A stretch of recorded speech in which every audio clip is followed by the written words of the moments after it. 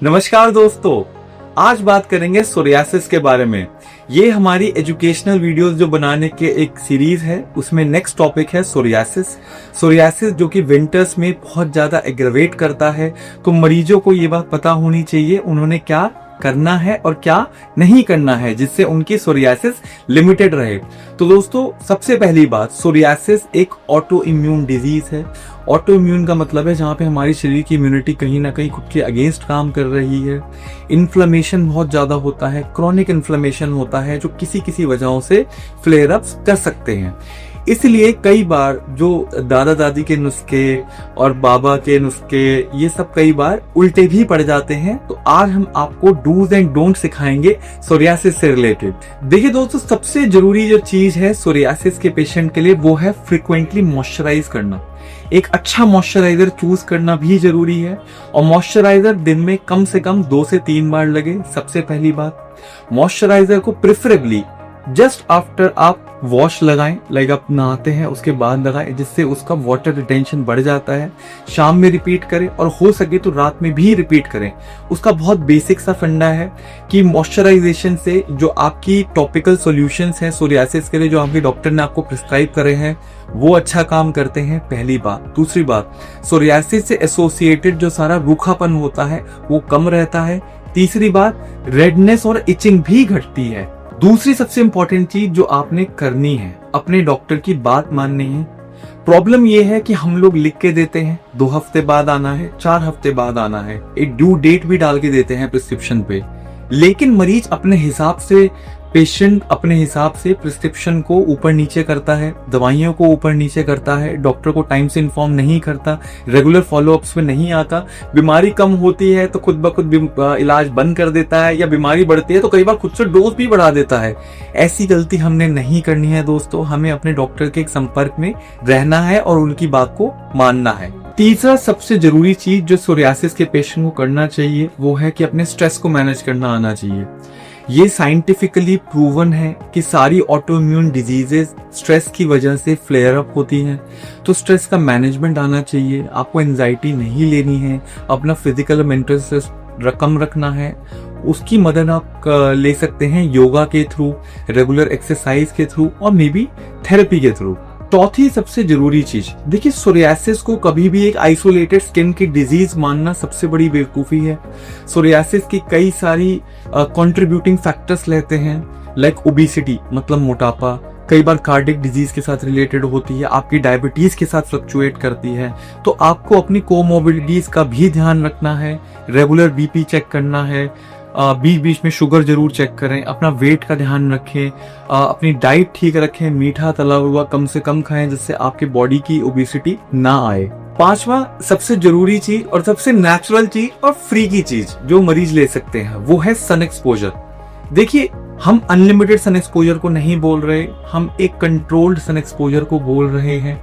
कारण ये है कि अगर आप धूप बहुत ज्यादा लेंगे तो उससे सनबर्न का चांस होता है, बहुत कम लेंगे या ना लेंगे तो फायदा नहीं होता है। आप एक एप्रोप्रिएट सन एक्सपोजर रखिए, 10 to 20 मिनट दिन में जरूर धूप सेकिए। उससे फायदा ये होगा कि जो स्किन का टर्नओवर बहुत ज्यादा तेजी से चल रहा है वो नॉर्मलाइज होने लगेगा, और आपकी बॉडी को नेचुरल विटामिन डी भी मिलेगा, जिससे आपको सोरियासिस में बेनिफिट मिलेगा। तो दोस्तों, ये तो थी मोस्ट इंपॉर्टेंट बातें जो आपने करनी है। अब आपने क्या नहीं करना है ये जानना उससे भी ज्यादा जरूरी है। इसके बारे में मैंने हल्का सा मेंशन थोड़ी देर पहले भी किया था कि आपको अपने पेशेंट के, अपने डॉक्टर के रेगुलर फॉलोअप में रहना है।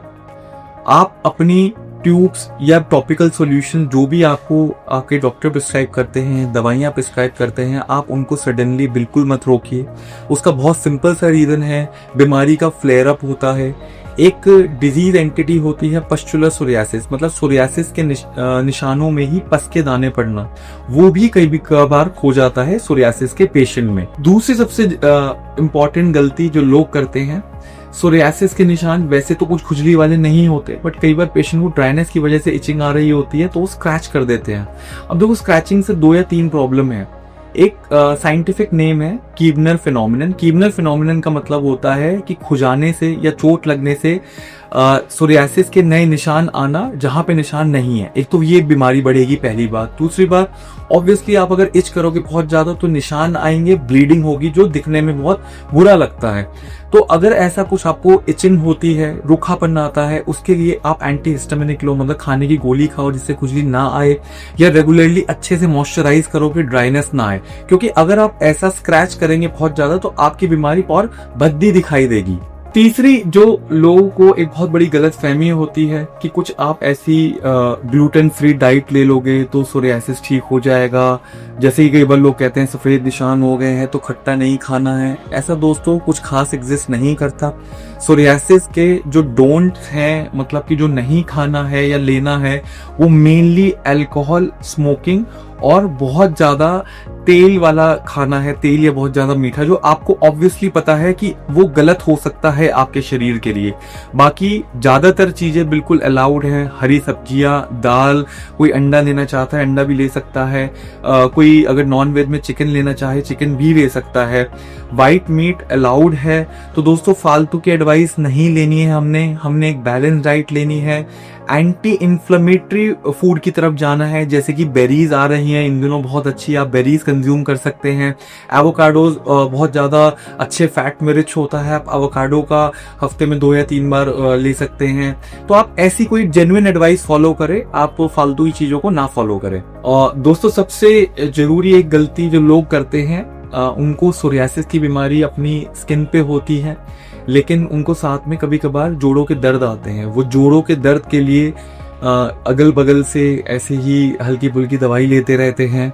वो कई बार अपने डॉक्टर को इन्फॉर्म नहीं करते हैं। आपको ये बात पता होनी चाहिए कि 10 से 20% सोरियासिस के पेशेंट ऐसे हो सकते हैं जिनको सोरियाटिक आर्थराइटिस हो, मतलब कि सोरियासिस जिस वजह से शरीर में स्किन पे आ रही है वही जॉइंट्स को भी अफेक्ट कर रही हो। ऐसे में हमें अपने डॉक्टर को टाइमली इन्फॉर्म करना है। वो थोड़ी आपकी डोसेस को या फिर आपकी दवाइयों को बदलेंगे जिससे आपको जॉइंट पेन में भी रिलीफ मिलेगा। जॉइंट पेन को टाइमली करेक्ट करना इसलिए जरूरी है, नहीं तो कॉन्ट्रैक्चर डेवलप हो सकता है, डिसयूज एट्रोफी हो सकती है, अननेसेसरी एक छोटी सी बीमारी बड़ी बीमारी में कन्वर्ट हो सकती है। 5वीं सबसे जरूरी चीज दोस्तों, अपने लिए अच्छा फील करना है, अपने लिए बुरा फील नहीं करना है। बहुत सिंपल सा रीजन है, आपको सोरियासिस है, किसी बेचारे को एक्ने की प्रॉब्लम है, किसी को छाइयां हो रही हैं, किसी बेचारे को हार्ट डिजीज है। हर कोई किसी ना किसी डिजीज से कहीं ना कहीं किसी लेवल पे अफेक्टेड है। हमें उस बीमारी को दिल पे नहीं लगाना है। ऑब्वियसली आपको थोड़ी देर पहले बताया गया था कि स्ट्रेस से सोरियासिस बढ़ता है। अगर आप अपनी बीमारी की ही टेंशन लेंगे, आप अननेसेसरी अपने स्ट्रेस को बढ़ा रहे हैं। बेटर ये कि अपनी जो टेंशन है आप अपने डॉक्टर को या अपने थेरेपिस्ट को सौंप दे। आप खुद टेंशन बिल्कुल ना लें, क्योंकि टेंशन से ये बीमारी डेफिनेटली फ्लेयर होगी। तो दोस्तों ये थी बहुत इंपॉर्टेंट बातें सोरियासिस को लेके। अभी आई एम श्योर आप लोग के बहुत सारे सवाल होंगे कि जिसको आपको आंसर चाहिए होगा। आप ऐसे में नीचे कमेंट में अपना क्वेश्चन टाइप कर सकते हैं, या नीचे जो नंबर्स दिए हुए हैं, हेल्पलाइन नंबर्स हैं हमारे, आप उन पे हमें कॉल कर सकते हैं। अगर आप बहुत डिस्टेंट के मरीज हैं, मतलब आप हमारे आसपास के क्षेत्र से बिलोंग नहीं करते, हमसे ऑनलाइन कंसल्टेशन भी ले सकते हैं। तो दोस्तों ये था सोरियासिस के बारे में dos and don't. I hope हमने आपकी हेल्प जरूर करी होगी। जुड़े रहिए हमसे यूट्यूब चैनल के थ्रू। Thank you.